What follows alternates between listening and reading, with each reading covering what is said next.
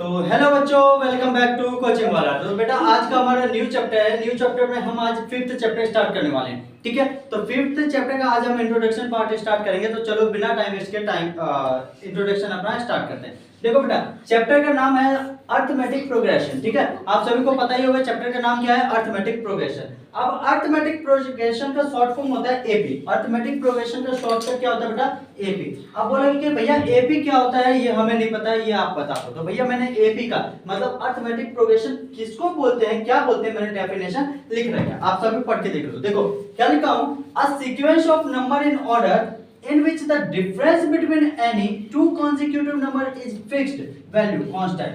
means क्या हुआ बेटा, अर्थमेटिक प्रोग्रेशन मींस एबी का मतलब क्या हुआ। देखो अ सीक्वेंस ऑफ नंबर मतलब सीक्वेंस ऑफ नंबर क्या होता है, जैसे मान लो कि नंबर लाइन आपकी डायरेक्ट लगातार चलती जा रही है, जैसे 1 2 3 4 5 6 ये लगातार आपकी नंबर है। ठीक है, अब बोला क्या है, A sequence of number in order in which the difference between any two consecutive मतलब कि दो नंबर के बीच का जो डिफरेंस होगा ना बेटा, वो हमारी क्या होनी चाहिए, फिक्स्ड वैल्यू होनी चाहिए। क्या होनी चाहिए, फिक्स्ड वैल्यू होनी चाहिए। वो हमारी क्या होती है बेटा, एपी होती है। उसको हम क्या बोलते हैं, अर्थमेटिक प्रोग्रेशन।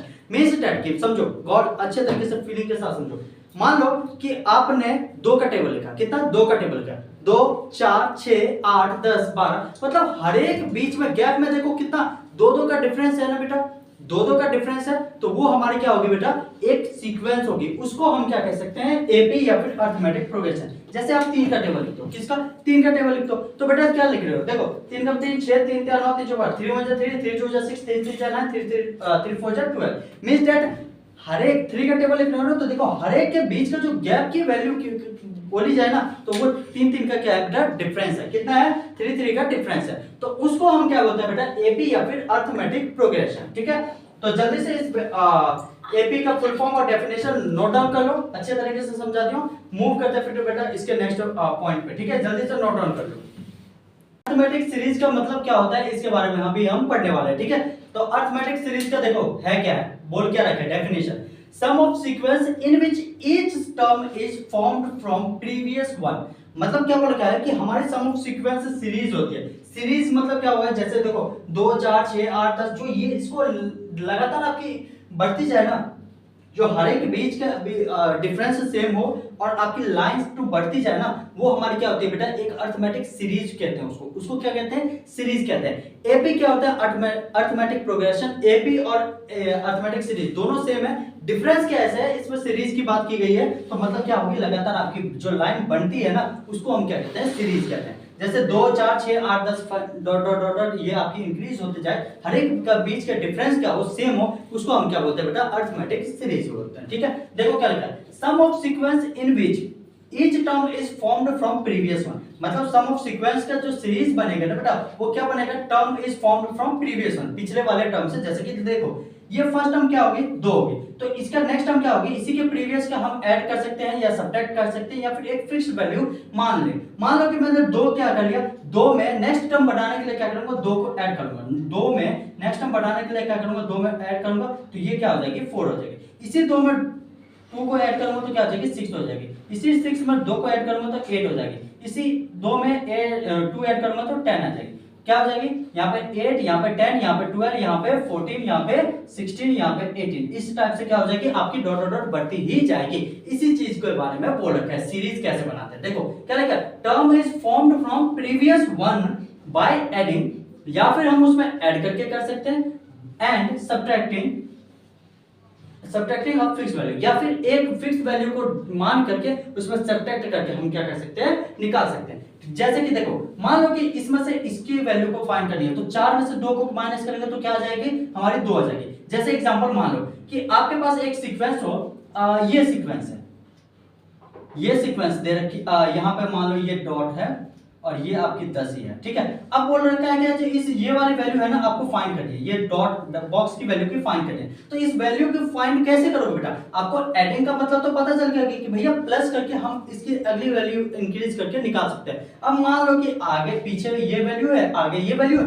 बीच में डॉट है, इसमें इसकी वैल्यू फाइंड करनी है। तो कैसे करोगे बेटा, प्रीवियस वैल्यू में से क्या करोगे, सेम वैल्यू को, एक वैल्यू को क्या करोगे, माइनस करके चेक करोगे तो अपने आप आ जाएगी। जैसे कि देखो क्या बोल रखा है, and subtracting a fixed value means क्या है, 10 10 और देखो यहाँ पर टर्म क्या है, 2 2 और 4 के बीच का डिफरेंस कितना आ गया बेटा? 2 आ गया।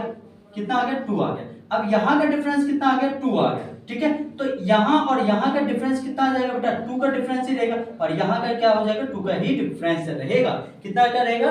2 का डिफरेंस रहेगा। तो यहाँ क्या कौन सी वैल्यू आएगी? नॉर्मल से पता चल गया भैया 6 और 8 के बीच की वैल्यू कितनी होती है? 2। तो 2 का डिफरेंस आ रही है ना, देखो हर एक बीच में क्या है? 2 का टर्म आ रही है। तो भैया 6 और 10 के बीच में का डिफरेंस कितना आ रहा है? 2। तो यहाँ से मैं क्या करेगा बेटा? माइनस किया हूं, तो यहाँ से पता चल गया कि यहाँ की वैल्यू कितनी आ जाएगी? 8 आ जाएगी।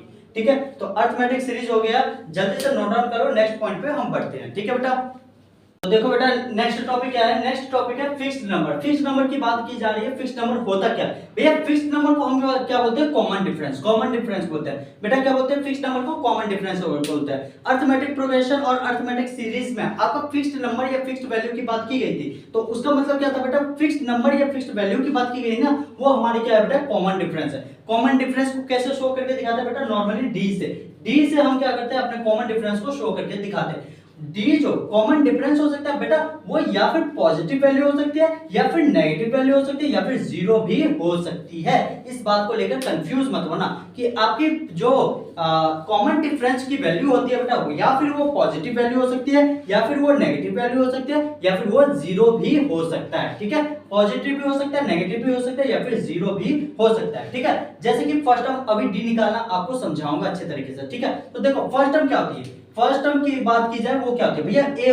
फर्स्ट टर्म को हम ए बोलते हैं। क्या बोलते हैं? ए बोलते हैं। जैसे कि मानो कि एग्जांपल में जैसे 2 4 6 8 डॉट डॉट डॉट करके जो वैल्यू आपकी होती है ना कंटीन्यूअसली, उसी में हम चेक करते हैं कि फर्स्ट टर्म को क्या बोलते हैं भैया। जो ये स्टार्टिंग की वैल्यू आपकी 2 है ना, इसको हम क्या बोलते हैं? First term. इसको क्या बोलते हैं? First term. इसको हम ए मान लेते हैं। ठीक है, जो लास्ट में मान लो कि जस्ट एग्जांपल यहाँ पे कुछ वैल्यू होगी, इसको हम बोलते हैं बेटा लास्ट टर्म। क्या बोलते हैं? Last term. इसको हम एल से डोनेट करते हैं। किससे बेटा? एल से डोनेट करते हैं नॉर्मल। ठीक है, चलो अब देखो फर्स्ट टर्म को बेटा A1, सेकंड टर्म को A2, सिक्स्थ टर्म को जैसे थर्ड टर्म को हम क्या बोले? A3, फोर्थ टर्म को A4, इसी टाइप से A5 A6 A7 A8 इस टाइप से हम बोलते हैं। ठीक है, इनफ, यहां तक समझ में आ गई। अब देखो बेटा डी कैसे निकालते हैं? डी कैसे निकालते हैं बेटा? डी निकालने का तरीका देखो, A2 में से A1 को माइनस करें, उस हिसाब से मान पता चल जाएगी। अगर आपको लगता है कि भैया बड़ी वैल्यू, ये तो छोटी वैल्यू है, यहाँ से आपको पता चल रहा है कि भैया 2 का डिफरेंस है, इसमें भी 2 का डिफरेंस है, इसमें भी 2 का डिफरेंस है, तो इसलिए आपने बता दिया।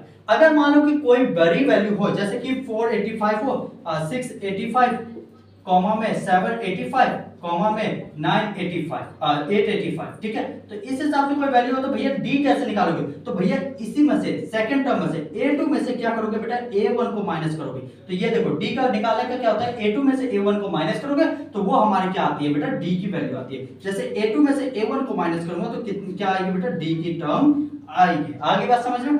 अब मान लो कि डी दूसरी टर्म D2 निकालना, मतलब मान लो कि मुझे इन दोनों की वैल्यू में से डिफरेंस निकालना, तो क्या करूंगा बेटा? A3 में से A2 को माइनस करूंगा तो वो हमारी क्या आएगी? D2 की वैल्यू आएगी। ठीक है, तो ये जल्दी से नोट डाउन कर लो। इसका थोड़ा सा आज मैं लास्ट टॉपिक इसका अच्छे तरीके से समझा दे रहा हूं। ठीक है, फिर नेक्स्ट वीडियो में मिलते हैं इसका सेकंड इंट्रोडक्शन पार्ट में। ठीक है, अभी के लिए फिर इतना ही काफी है, ज्यादा लंबी वीडियो नहीं बनानी है। फिर देखो एक एग्जांपल लेते हैं बेटा, एक एग्जांपल लेते हैं, जैसे 5 का एग्जांपल, 5 का टेबल, 5 10 15 20 और 25 और 30 ये हो गई। अब देखो इस एग्जांपल में मैं आपको सब कुछ बता देता हूं बेटा। ए क्या होता है, डी क्या होती है, ठीक है, फर्स्ट टर्म क्या होती है। देखो बेटा ये जो होता है ना, ये इसको हम बोलते हैं फर्स्ट टर्म। क्या बोलते हैं बेटा? First term, first term. ठीक है, ये जो लास्ट में है ना बेटा, इसको हम बोलते हैं लास्ट टर्म। क्या बोलते हैं? Last term.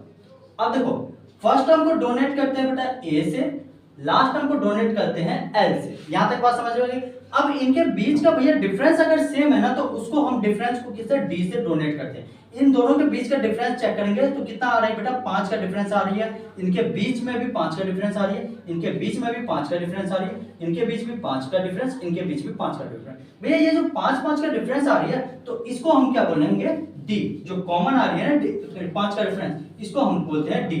ठीक है, इस डी का फुल फॉर्म क्या होता है बेटा? डिफरेंस। क्या होती है? डिफरेंस। ये देखो यहाँ पे लिखा है ना फिक्स्ड टर्म या कॉमन डिफरेंस, तो इसको कॉमन डिफरेंस बोल सकते हो या फिर डिफरेंस बोल सकते हो। ठीक है। तो कॉमन डिफरेंस इसको बोलते हैं। क्या बोलते हैं बेटा? डी को कॉमन डिफरेंस बोलते हैं, जो हर एक टर्म में क्या होती है बेटा, हर एक आपकी सीक्वेंस सीरीज में है ना कि कॉमन डिफरेंस आपकी सेम आएगी, तभी आपकी सीरीज या फिर तभी आपकी एपी बनेगी। अगर बेटा डिफरेंस एक में भी आपकी चेंज आ रही है तब वो आपकी एपी नहीं बनेगी। ये बात गौर से ध्यान देना, अच्छे तरीके से समझ लो। अगर आपकी सीरीज में या फिर अरिथमेटिक प्रोग्रेशन के एपी में, अगर आपकी सीरीज में, नॉर्मली बता रहा हूं, सीरीज में डिफरेंस आपकी सेम ना हो तो बेटा ये आपकी एपी की वैल्यू या फिर एपी बनेगी ही नहीं, अरिथमेटिक प्रोग्रेशन बनेगी ही नहीं। ठीक है, इस बात का गौर से ध्यान देना। ठीक है, तो आज के लिए इतना इनफ है। देखो फिर बता दे रहा हूं, ये हमारी फर्स्ट टर्म होती है, फर्स्ट टर्म को ए से डोनेट करते हैं। ये हमारी लास्ट टर्म होती है, लास्ट टर्म को एल से डोनेट करते हैं। इनके बीच का जो डिफरेंस आता है सारी सेम होती है, उसको हम डी बोलते हैं। डी का मतलब होता है कॉमन डिफरेंस। फर्स्ट टर्म को हम ए से डोनेट करते हैं, लास्ट टर्म को हम एल से डोनेट करते हैं। ठीक है बेटा, तो आज के इंट्रोडक्शन में इतना इनफ है। मिलते हैं नेक्स्ट वीडियो में। नेक्स्ट वीडियो में इसका इंट्रोडक्शन का सेकंड पार्ट करेंगे।